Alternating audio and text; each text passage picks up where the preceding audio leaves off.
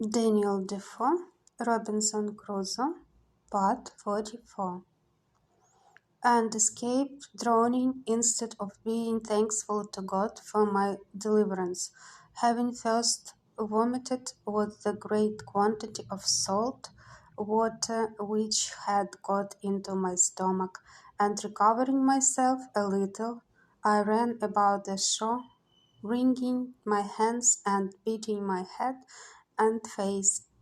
exclaiming at my misery, and crying out, I was undone, undone, till, tired and faint, I was forced to lie down on the ground to repose, but durst not sleep for fear of being devoured. Some days after this, and after I had been on board the ship, and got all that I could out of her, yet I could not forbear getting up to the top of a little mountain and looking out to sea,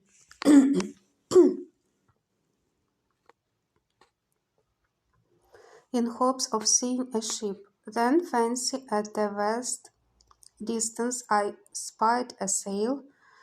please myself with the hopes of it, and then, after looking steadily, till I was almost blind, lose it quite, and sit down and weep like a child, and thus increase my misery by my folly. But having gotten over these things in some measure,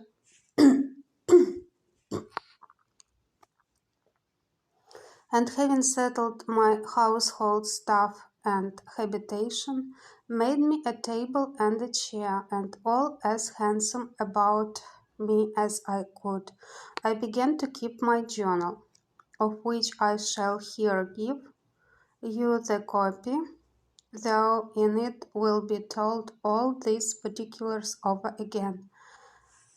as long as it lasted, for having no more ink, I was forced to leave it off. Chapter 5. Builds a House, the Journal.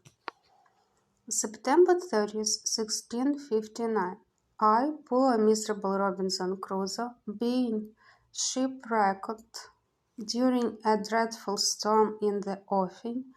came on shore on this dismal, unfortunate island, which I called the Island of Despair. All the rest of the ship's company being drowned, and myself almost dead, all the rest of the day I spent in afflicting myself at the dismal circumstances I was brought to with. I had neither food, house, clothes, weapon, nor place to fly to, and in despair of any relief, saw nothing but death before me, other that I should be devoured by wild beasts, murdered by savages, or starved to death for want of food.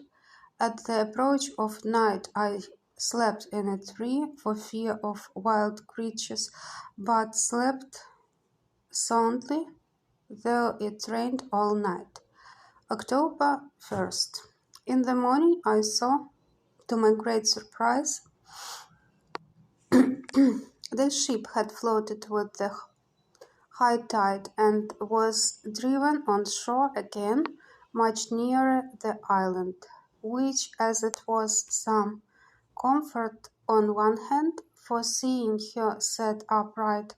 and not broken to pieces, I hoped if the wind abated I might get on board and get some food and necessaries out of her for my relief. So, on the other hand, it renewed my grief at the loss of my comrades, who I imagined, if we had all stayed on board, might have saved the ship, or at least that they would not have been all drowned as they were, and that, had the men been saved, we might perhaps have built us a boat out of the ruins of the ship to have carried us to some other part of the world. I spent great part of this day in perplexing myself on these things, but at length, seeing the ship almost dry, I went upon the sand as near as I could, and then swam on board. This day also it continued raining, there was no wind at all, from the 1st of October to the 24th. All these days entirely spent in many several voyages to get all I could out of the ship.